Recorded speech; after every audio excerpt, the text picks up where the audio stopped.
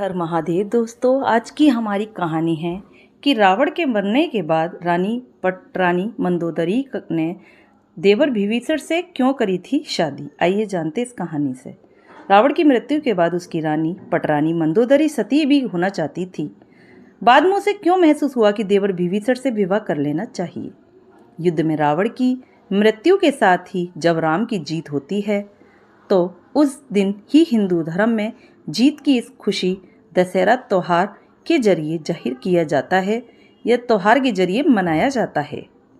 रावण के परिवार में दो लोग सीता के अपहरण और युद्ध के खिलाफ थे। वो थे भाई विभीषण और पटरानी मंदोदरी। दोनों बिल्कुल युद्ध नहीं चाहते थे और लगातार रावण को सीता को सम्मानपूर्वक राम को लौटा देने के पक्ष में थे। लेकिन ऐसा नहीं हुआ। लड़ाई हुई, उसमें रावण मारा गया। इसके बाद राम ने लंका का सारा राजपाट रावण के छोटे भाई विभीषण को सौंप दिया। लेकिन क्या आपको मालूम है कि रावण की पटरानी मंदोदरी का क्या हुआ? आखिर क्यों उसने विभीषण से शादी का फैसला किया? और कौन थी मंदोदरी?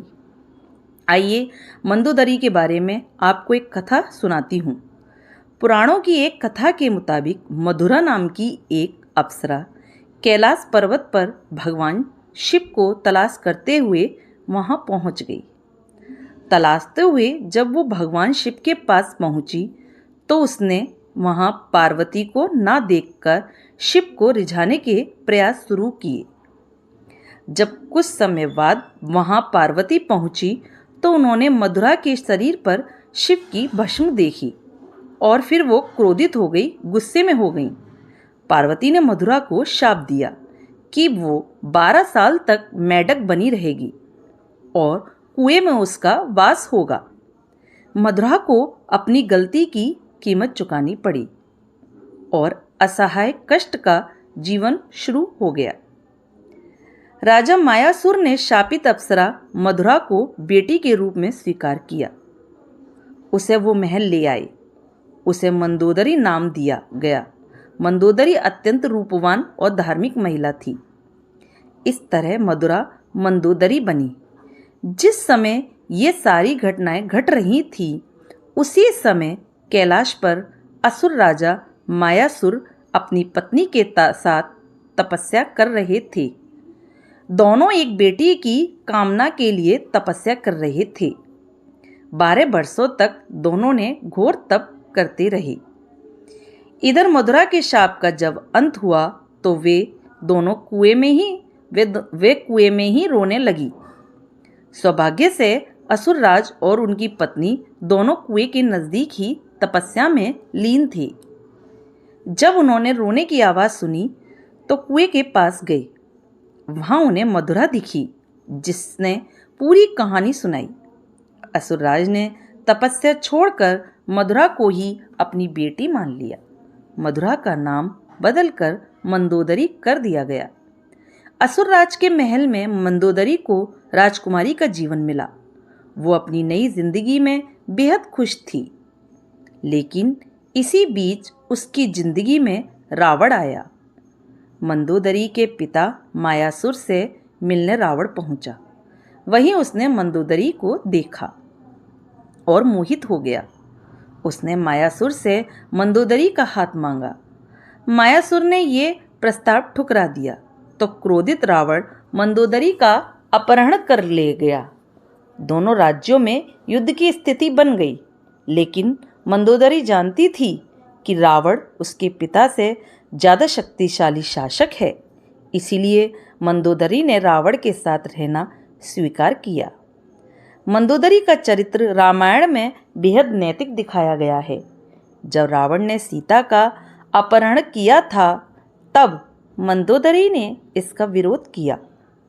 मंदोदरी ने बार बार रावण को यह समझाया या समझाने का प्रयास करती रही कि दूसरे की पत्नी का अपहरण अपराध है या चुराना बहुत गलत बात है।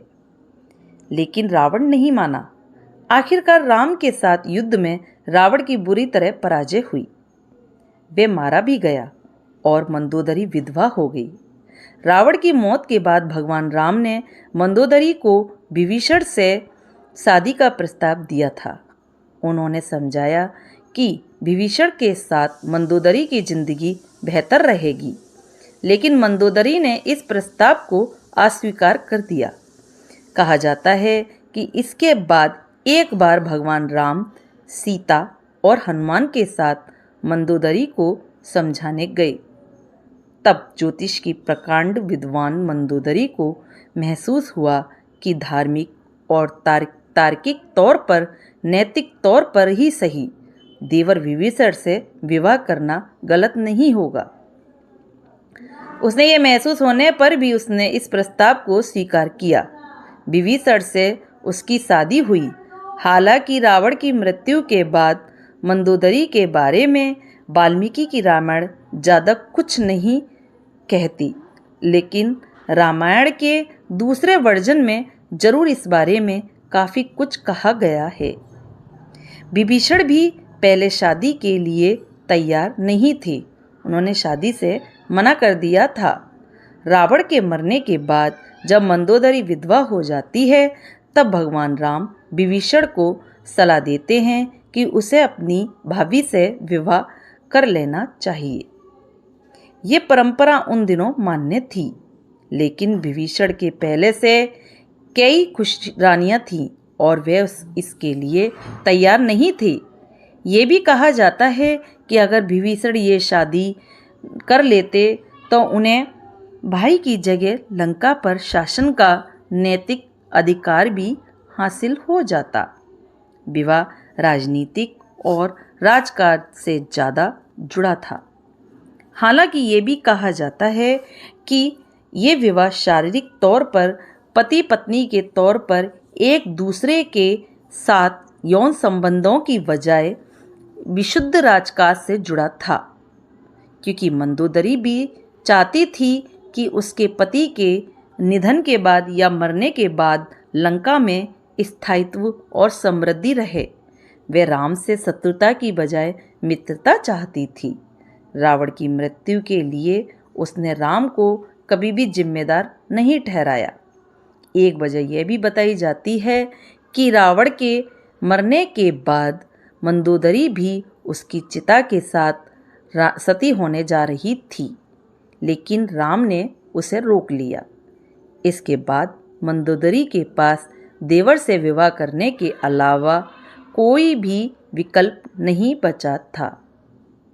तो दोस्तों, आपको मेरी ये मंदोदरी का विभीषण से विवाह करने की कहानी कैसे लगी? आपको अच्छी लगी हो तो लाइक करें, सब्सक्राइब करें, ज़्यादा से ज़्यादा शेयर करें।